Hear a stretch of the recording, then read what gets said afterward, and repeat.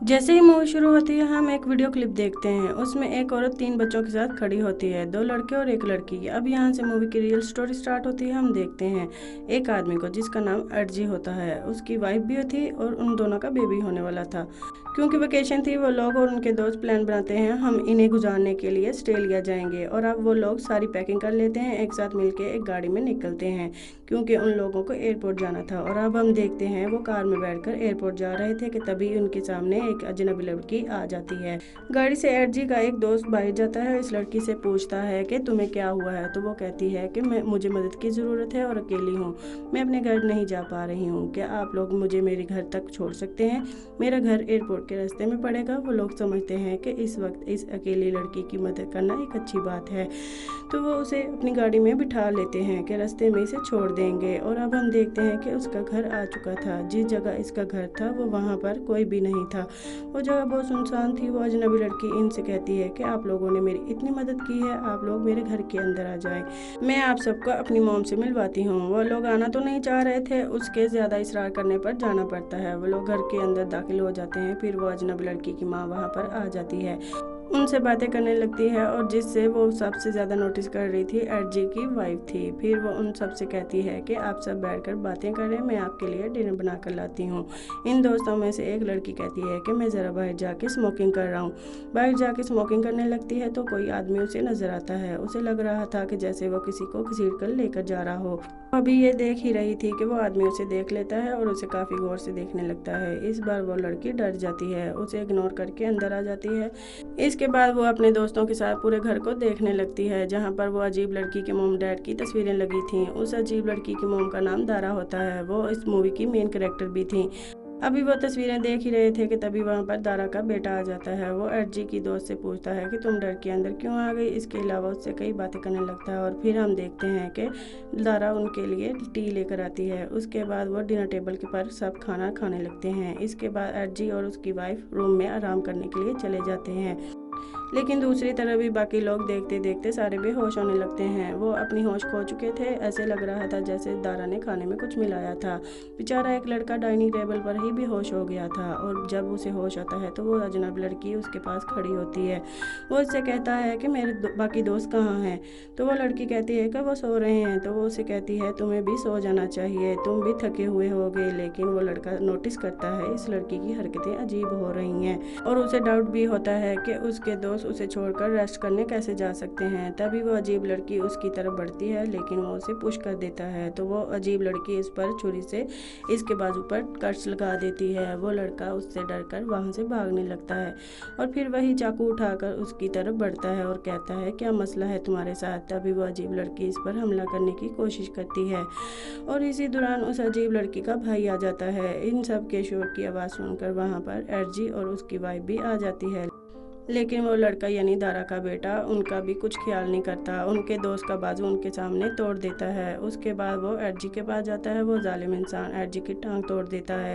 अर्जी अपनी वाइफ से कहता है कि तुम अपने रूम में जाके छुप जाओ। तो वो फ़ौरन रूम में जाके रूम का दरवाज़ा लॉक कर लेती है, लेकिन तभी वहाँ पर दारा का बेटा आ जाता है और कुछ अंदाज़ा लगाते हुए दरवाजे में चाकू मारने लगता है। दूसरी तरफ अर्जी की वाइफ का हाथ होता है जिसमें चाकू लग जाता है और उसका खून निकलने लगता है। वो चिल्लाने लगती है क्योंकि वो काफ़ी डरी हुई होती है। अर्जी भी तो अभी बाहर ही था। फिर हम देखते हैं बाकी बचे दोस्तों को, जो 2 लड़के एक लड़की को बेसमेंट में कैद कर लिया जाता है। उनके हाथ बंधे हुए होते हैं। फिर उनमें से जो लड़की थी वो अपने आप को काफ़ी मुश्किल से दरवाजे के पास ले जाती है। दरवाजे में एक होल होता है जिससे वो बाहर देख पा रही थी। वो देखती है कि दारा का बड़ा बेटा उनके एक दोस्त की वीडियो बना रहा है।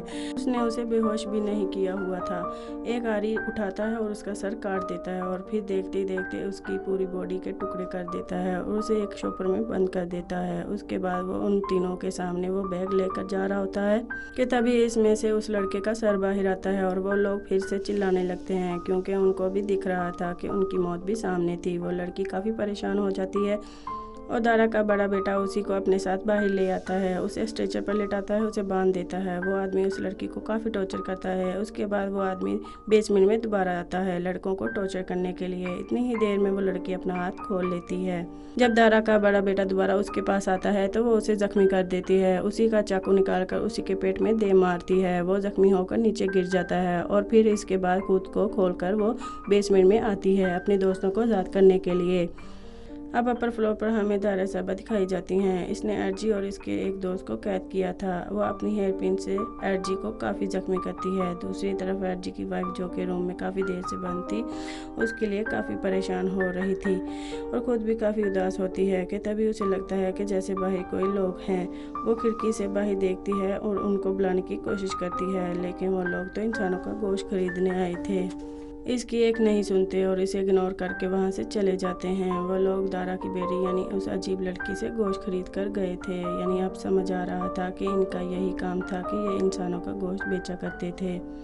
इतनी ही देर में हम देखते हैं कि अर्जी की वाइफ की तबीयत ख़राब होने लगती है और कुछ ही देर में इसका बेबी भी हो जाता है और वो काफ़ी पेन में थी क्योंकि दारा ने इसे ड्रिंक की ऐसी दी थी। अर्जी जब बाहर अपने बेबी की आवाज़ सुनता है तो उससे रहा नहीं जाता। वो आगे बढ़ने की कोशिश करता है लेकिन चेयर्स में ही गिर जाता है। दारा को इस बात से कोई फ़र्क नहीं पड़ रहा था। अब जैसा ही उस लड़की ने अपने दोस्तों को बेसमेंट से आज़ाद करा लिया था, वो तीनों बेसमेंट छोड़ने के प्लान में थे और उन लोगों को बाहर का रास्ता मिल जाता है और वो लोग वहाँ से बाहर जाते हैं। तभी वहाँ पर अजीब लड़की और उसका भाई यानी दारा के दोनों बच्चे आते हैं। देखते हैं वो तीनों वहाँ पर है ही नहीं। पता लगाते हैं तो उन्हें पता चलता है कि वो स्किप कर चुके हैं। वो गुस्से में आ जाते हैं। ये बच्चे सच में पागल लगते थे। वो लोग अपनी गाड़ी ढूंढ रहे होते हैं। इनकी गाड़ी तो वहाँ पर थी ही नहीं। वो लोग सोचते हैं कि हम जंगल में चले जाते हैं इनसे बचकर, लेकिन ऐसा करने से पहले वहाँ पर वो अजीब लड़की आ जाती है। इसके हाथ में वो एरो होता है। वो इन पर एरो शूट करने लगती है। इनमें एक लड़के का कान जख्मी हो जाता है और इसका कान कट जाता है कि तभी वहाँ पर दारा आती है जो अपनी बेटी से एरो छीनती है और खुद शूट करने लगती है। वो तीर सीधा उस लड़की को लगता है और वो वहीं बेहोश होकर गिर जाती है। दोनों लड़के आगे जा रहे थे।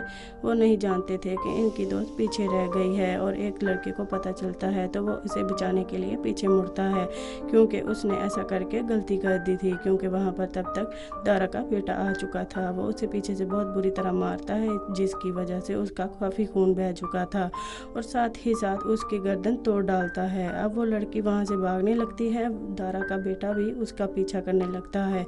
अब उनमें से एक लड़का बच गया था, दारा के बेटे के सामने आता है। अब दारा का बेटा भी उस पर हमला करने लगता है लेकिन वो वहाँ से भाग जाता है और रोड पर आ जाता है और हमें ऐसे फील होता है कि जैसे वो किसी कार के सामने आ चुका है और उसके नीचे भी आ जाएगा। और खैर यहाँ पर सीन चेंज होता है और अर्जी की वाइफ रूम से बाहर आती है और अपने शोहर को गले से लगा लेती है क्योंकि वो जख्मी हालत में पड़ा होता है। वो और इसी बात का फ़ायदा उठाकर दारा अर्जी के बेबी को अपने हाथ में लेती है और उन दोनों से कहती है, बेबी मैंने अब ले लिया है, अगर तुम चाहते हो अपनी जान बचाना तो इस बेबी को मेरे पास छोड़कर यहाँ से जा सकते हो।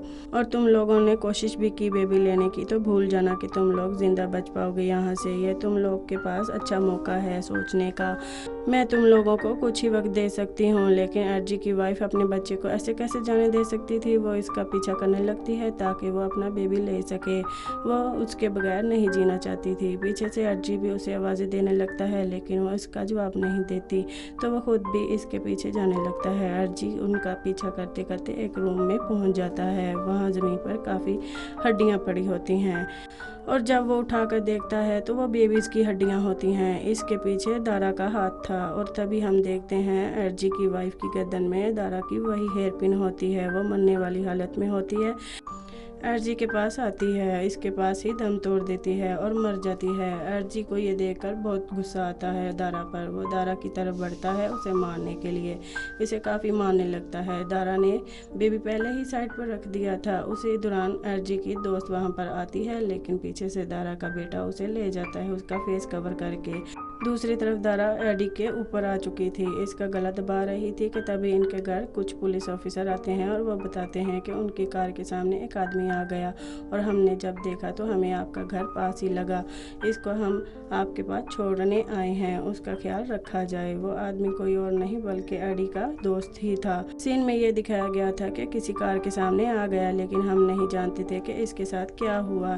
दरअसल ये पुलिस की कार थी जो इसे यहाँ लेकर आ गई, लेकिन दारा और इसकी बेटी कहती है कि ये हमारा सर्वेंट है और बाकी सब के बारे में बताते हैं कुछ और, कि ये हमारा पेइंग गेस्ट या हमारा ड्राइवर है या कोई और है। पुलिस को इनकी बातें अजीब लगती हैं। वो कहते हैं कि हम आपका घर देखना चाहते हैं, लेकिन घर देखने के बाद उन्हें इनके खिलाफ कोई एविडेंस नहीं मिलता। इस आदमी को छोड़कर वहाँ से चले जाते हैं, लेकिन उनमें एक पुलिस ऑफिसर देखता है कि वहाँ टेप रिकॉर्डर था तो उसे प्ले करता है, तो वही क्लिप सामने आती है जो मूवी के स्टार्ट में हमने देखी। जो बच्चों के साथ दिखाई गई थी वो कोई और नहीं बल्कि दारा थी। वो वही बच्चे थे, वो एक अजीब लड़की और 2 बेटे थे। वो देख रहा होता है कि दारा अपने तीनों बच्चों को इंसानों को मारना सिखा रही थी। दरअसल ये कैनिबल फैमिली थी जो कि इंसानों का गोश्त खाकर जिंदा और जवान रहना चाहती थी। दूसरी तरफ हमें ये दिखाया जाता है अपर फ्लोर पर अर्जी की दोस्त को दारा का बड़ा बेटा उसको काफ़ी मार रहा होता है, इसके बाजू पर कर्स लगा रहा होता है,